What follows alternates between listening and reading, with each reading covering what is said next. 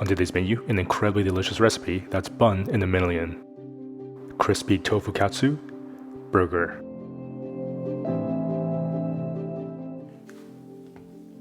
This is extra firm tofu. Now, it's important to note that every brand will have almost its own definition of what extra firm or medium firm to them is, so it's a little bit subjective. Now, this extra firm tofu I get is actually very extra firm, has very little moisture in it, and when you press on it, it really just kind of bounces back. It literally will not fall apart unless you intentionally rip it apart. And because we're making a patty for the burger, a really extra firm piece of tofu is going to be ideal. What I like to do as well is to sort of measure out the size of the patty. So this case, this block of tofu is about 350 grams. Looks like it's pretty perfect, just about halfway through. Slice the tofu into about 1-inch thick patties.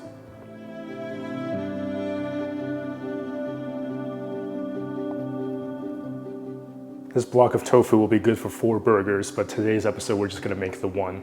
About 40 grams of red cabbage, finely chopped.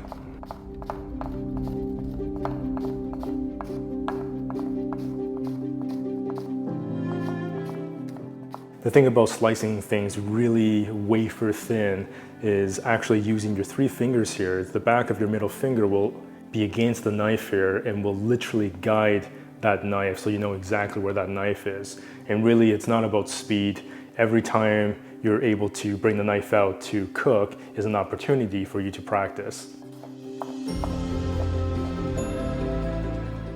And of course, remember to tuck in your thumb so literally nothing is in the line of sight of the knife. And again, it's not about speed.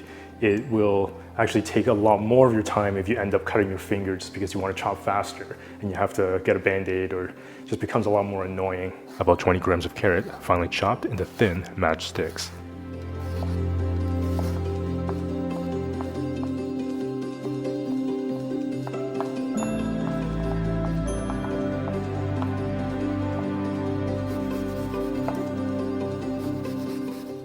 Chop half an apple into thin matchsticks.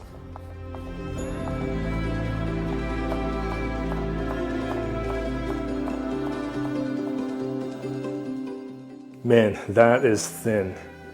That is just awesome. You know that saying where no one can do push-ups for you. Well, recipes don't make themselves, so definitely have a healthy sense of pride. Chop half a stick green onion.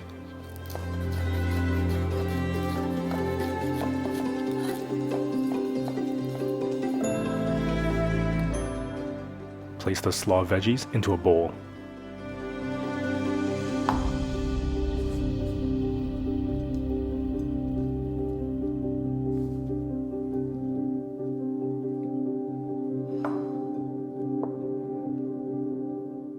This is a chickpea mayonnaise I made in the previous episode, and boy, is this ever amazing and thick. I'll leave a link in the description box below where you can make this really easily at home as well. Literally only needs a few ingredients. 2 generous tablespoons chickpea mayo, pinch of salt, about a tablespoon sriracha,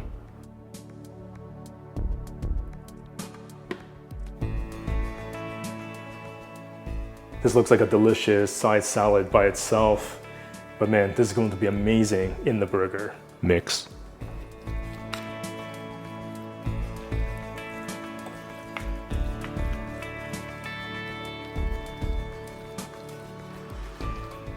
Set the slaw aside. Half cup flour. 1.5 tablespoons soy sauce. Splash of water. Whisk the flour until it becomes a fairly thick consistency.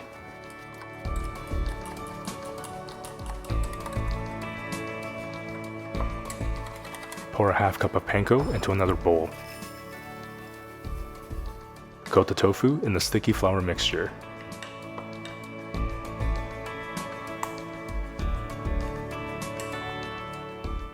Transfer the tofu to the panko and coat.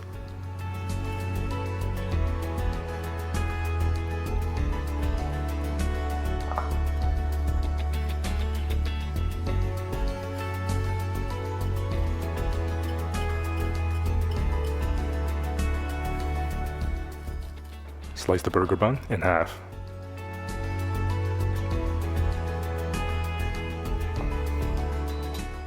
Frying pan. Medium heat. Toast the buns for about a minute on each side.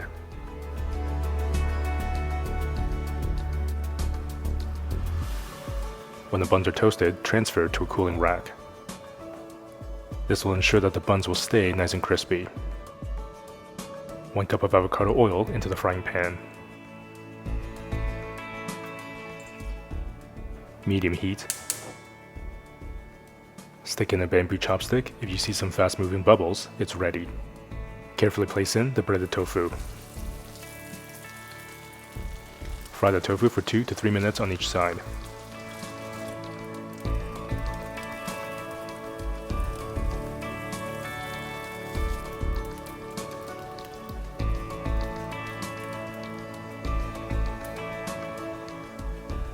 Let the tofu rest on a paper towel. Assemble your burger by adding some leafy greens, Tofukatsu,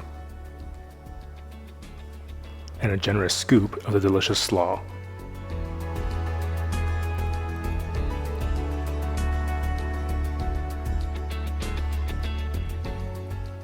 Sprinkle with sesame seeds and serve.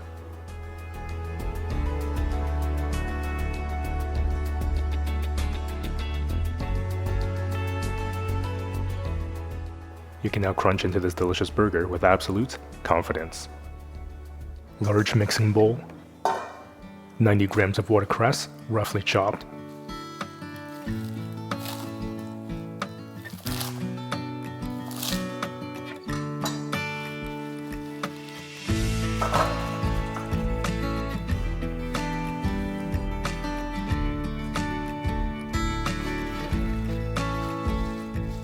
Some of my favorite ingredients, fresh mint and fresh basil. Be generous with these herbs because it's going to add a crazy aromatic punch. Remove the leaves from about 25 grams of fresh basil and 25 grams of fresh mint.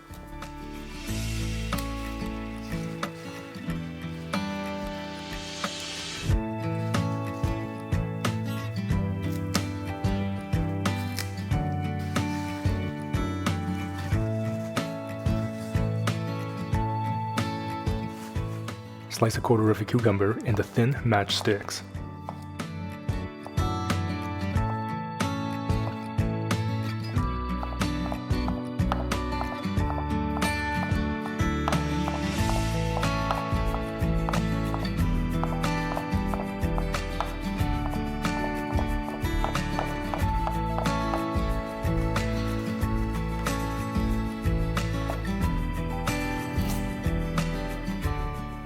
Slice half a carrot into thin matchsticks.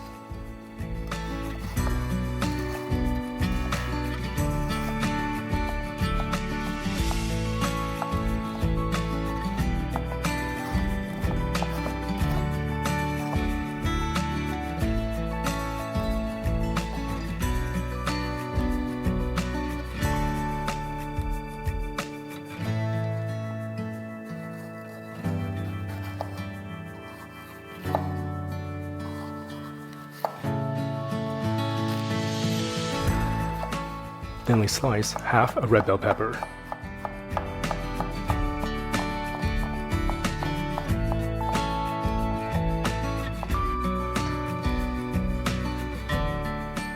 Half a red onion, thinly sliced.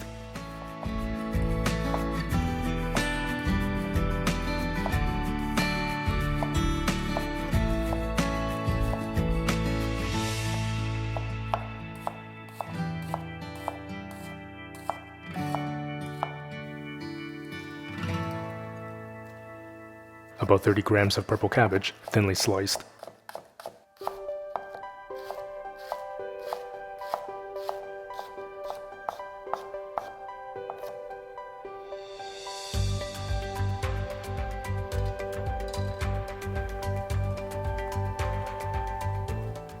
This is definitely optional. Long green chili, not super spicy, but will add a little bit of heat. Remove the seeds from one long green chili and thinly slice.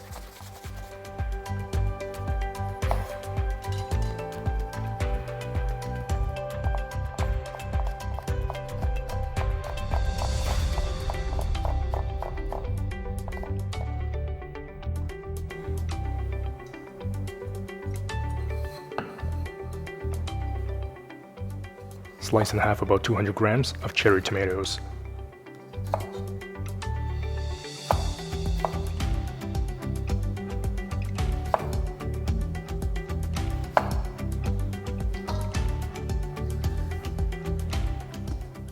Half cup canned chickpeas.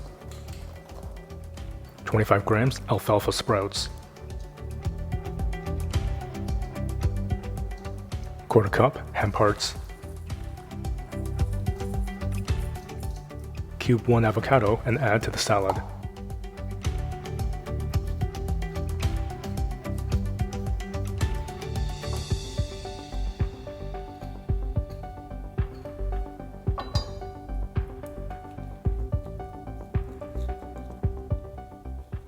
Mix.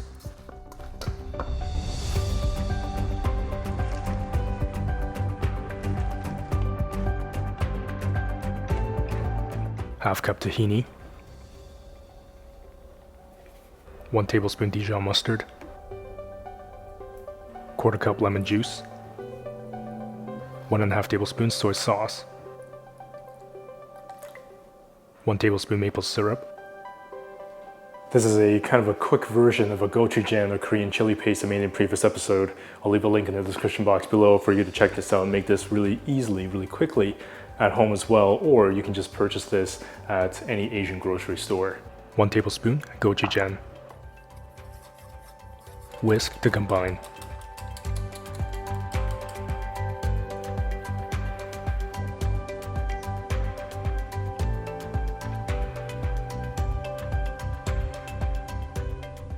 So it should be a pretty thick kind of dipping sauce, similar to like a peanut sauce, so that it will actually stick to the wrap when you dip it.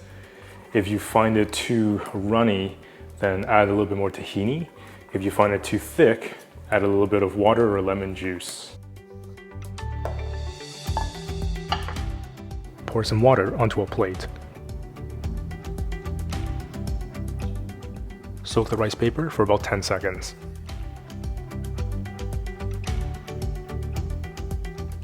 Assemble the roll on a slightly wet cutting board.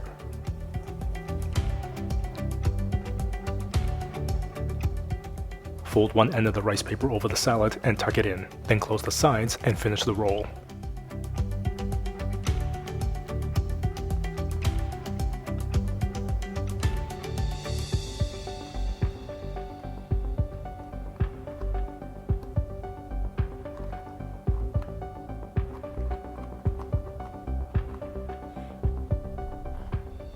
Try not to have the rolls touching each other because the rice wraps are very thin and they will stick together once they start drying.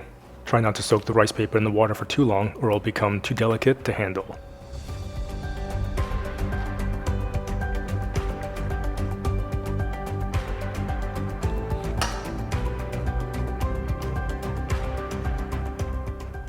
Repeat by tucking the salad into the rice paper, closing the sides, and finishing the roll.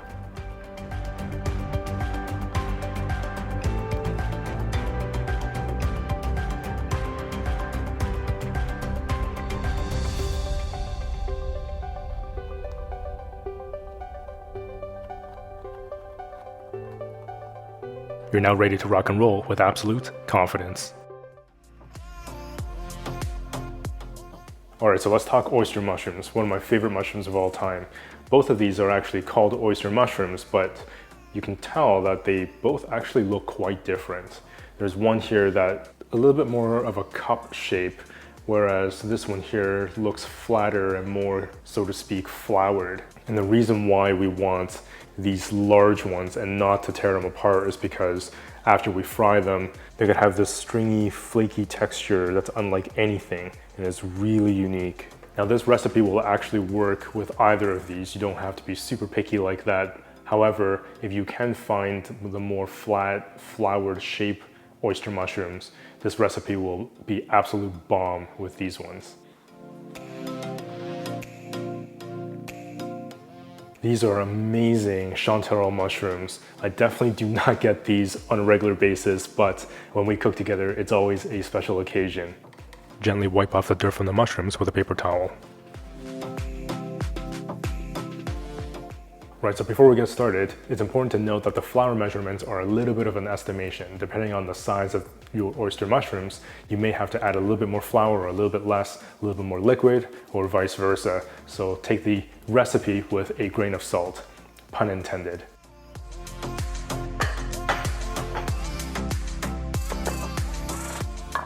Place 1 cup flour onto one of the plates.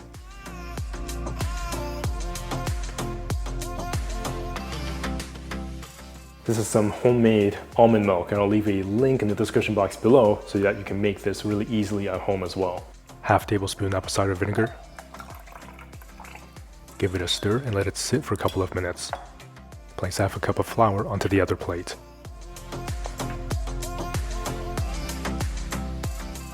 Season with a pinch of salt and pour in the almond milk.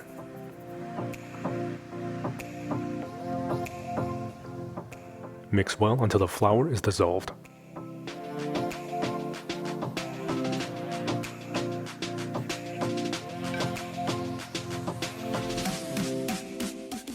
Add a generous pinch of salt to the other plate of flour, pepper, half teaspoon oregano, 1 teaspoon onion powder, 1 teaspoon garlic powder, 1 teaspoon smoked paprika, half teaspoon cumin, 1/4 teaspoon cinnamon. Mix.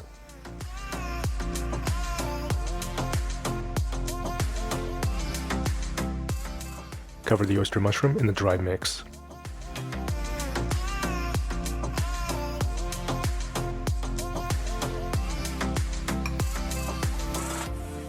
Then cover the mushroom in the wet mix. Use a couple of forks to help handle the mushroom.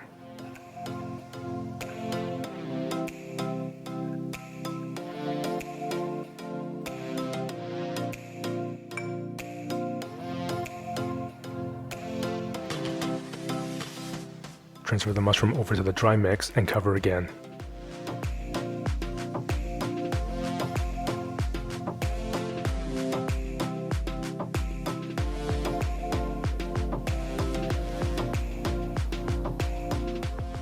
Set the mushroom aside. Repeat with the other oyster mushrooms.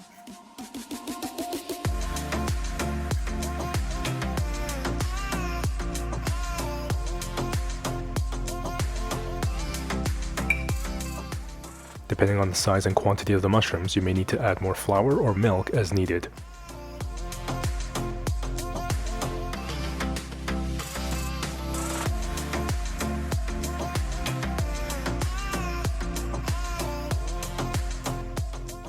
Now don't forget about those beautiful chanterelle mushrooms. Now this episode I'm just making 1 batch, but of course you can make more if you like. Coat the chanterelle mushroom in the dry mix. Coat the mushroom in the wet mix.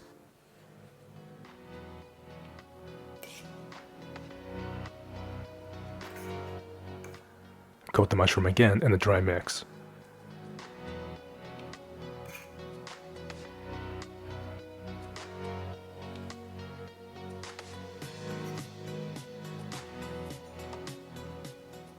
Man, that looks wonderful already. Before we get frying, we're going to make a quick dipping sauce so that it's ready to go. 1/4 cup chickpea mayo. I'll leave a link in the description box below where you can check out how to make a delicious, thick chickpea mayonnaise at home. 1 to 2 tablespoons sriracha. Mix together and set aside.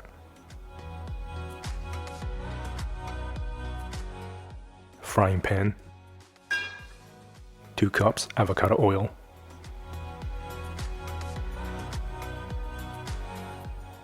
Medium heat. After 2 to 3 minutes, stick a bamboo chopstick in the oil. If you see a lot of bubbles, it's ready. Carefully place in the mushrooms. Fry them in small batches to prevent overcrowding the pan.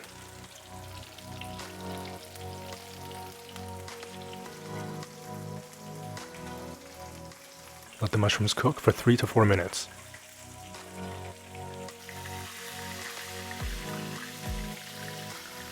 Flip the mushrooms over and let it cook for another couple of minutes.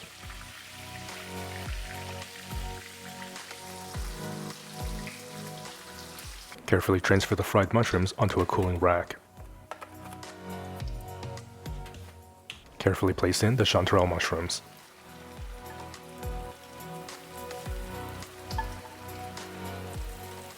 Fry for 3 to 4 minutes. Flip the mushrooms over and let it fry for another couple of minutes.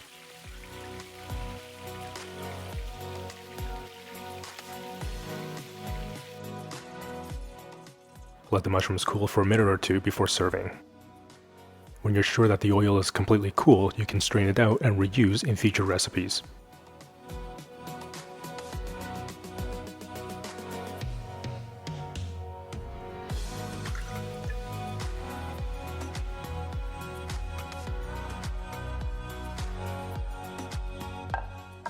Plate.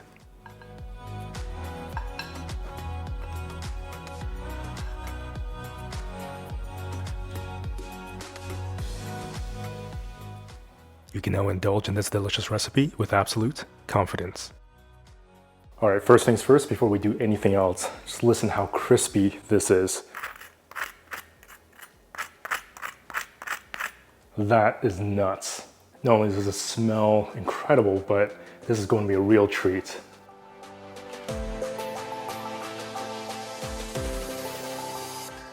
Man, I think we have just left reality. Right when you take a bite, you get that really crazy, delicious, satisfying crunchiness of that outer layer. That outer layer is also packed with flavor because we've seasoned it with so many spices. And then we've just fried it until it's this beautiful, visually stunning golden brown color. I mean, just looking at that breading, that is unmistakably beautiful and incredibly crispy. And the inside, you get this delicious, hot, moist, stringy, flaky type of texture in that oyster mushroom. That is so delicious, and that oyster mushroom naturally has a lot of umami. And now you can see the importance of keeping the oyster mushrooms as large as possible without breaking them down, because they make this beautiful large piece that is just incredibly stunning. You can enjoy this with that delicious spicy mayonnaise, and it adds that kind of heat, that spiciness, as well as that butteriness, and really contrast with that crazy crispiness of that outer shell. I absolutely love dishes like this, and it gets me so excited about cooking food at home because it is incredibly easy to put together, visually amazing, and of course, absolutely delicious.